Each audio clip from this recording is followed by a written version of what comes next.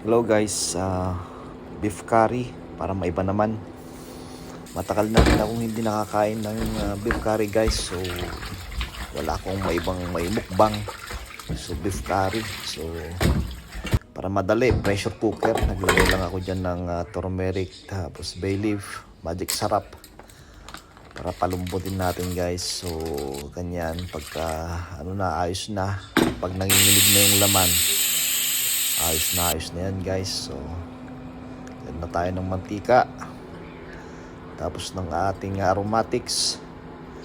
Nandyan yung guys, bay leaf, cardamom, cinnamon stick, cumin seed. Tapos naglagay din ako ng garlic paste,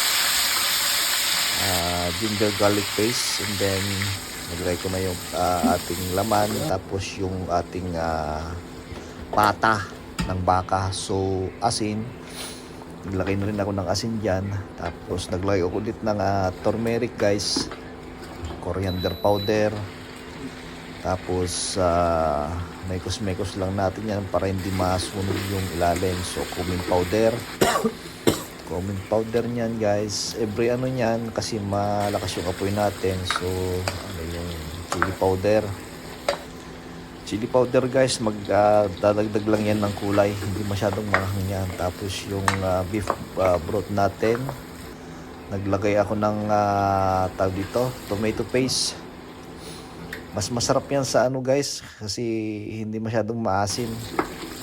So pag okay na yan guys, naglagay na rin ako ng tubig dyan.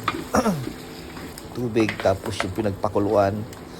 So ito yung last natin guys, meat masala. So yan yung magkukumpleto sa ating beef curry. So naglagay na rin ako dyan ng coriander leaves. Tapos yun, tapos na guys, ready serve na guys. Kainan na to sigurado. Napakasarap nito guys, manghang-anghang, tapos healthy pa guys.